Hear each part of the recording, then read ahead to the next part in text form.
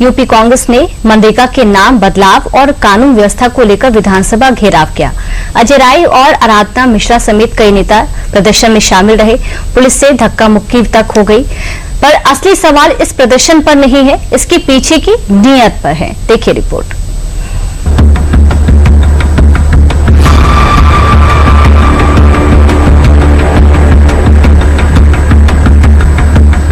UP में चुनाव अभी दूर हैं, लेकिन सियासी दलों के तारे अभी से जाग उठे हैं। सड़क पर हंगामा, नारों में आक्रोश और विधानसभा की तरफ बढ़ने को आमादा ये हुजूम यूपी कांग्रेस का नया तेवर बताया जा रहा है। राहुल गांधी के रणबांकुरे यहां जनता के फेवर को बताते हुए धरना प्रदर्शन कर रहे थे। हवाला सरकार के कई मुद्दों का दे रहे थे, लेकिन सवाल इसकी टाइमिंग पर है, क्योंकि सियासत में असली कहानी पर्दे के पीछे की गढ़ी जाती है। जो कांग्रेस लंबे समय तक यूपी की राजनीति में लगभग गायब दिखाई दी, अब अचानक आक्रामक मोड में क्यों है?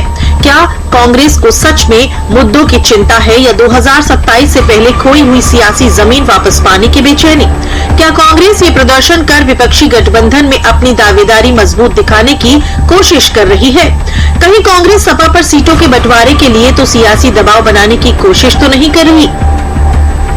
ये सवाल इसलिए भी उठ रहे हैं क्योंकि सियासत का नया नियम साफ है। जब जनाधार खिसकता है तो सड़क ही सबसे बड़ा मंच बन जाती है। तो क्या कांग्रेस यहाँ पर यही कर रही है? क्योंकि ये वही कांग्रेस है जिस पर लंबे समय तक यूपी में मुद्दों को नजरअंदाज करने के भी आरोप लगते हैं।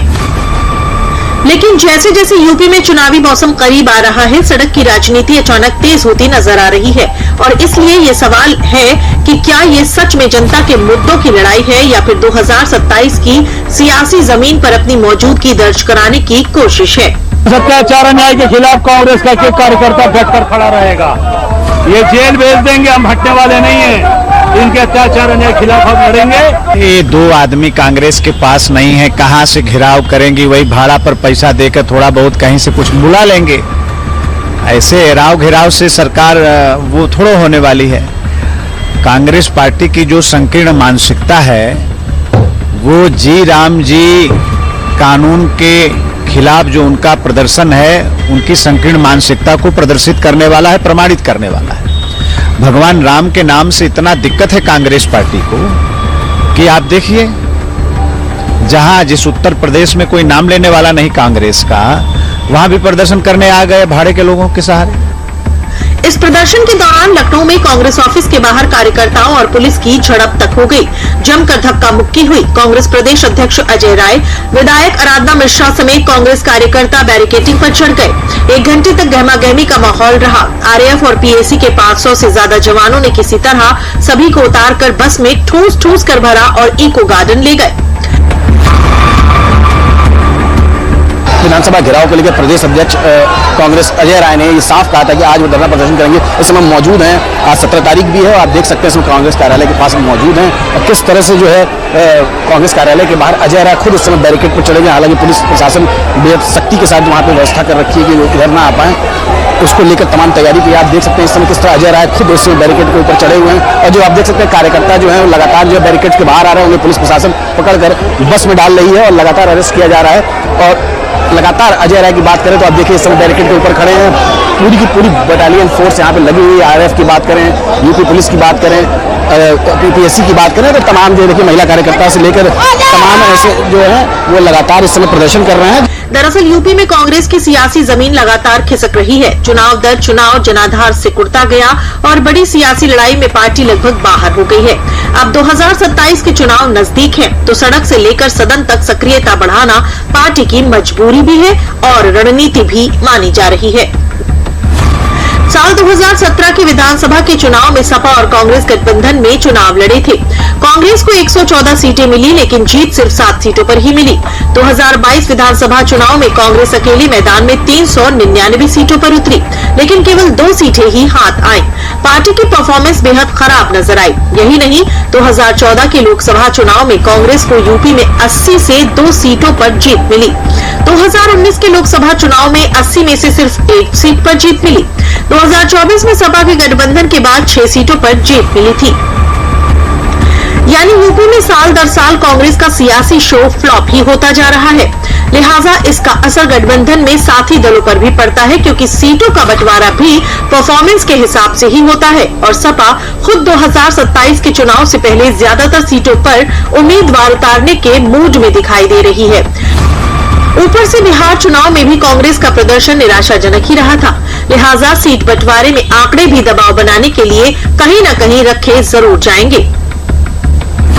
बिहार में 61 सीटों पर चुनाव लड़कर कांग्रेस केवल 6 सीटें ही जीत सकी थी। बिहार में कांग्रेस का स्ट्राइक रेट 10% के आसपास ही रहा था।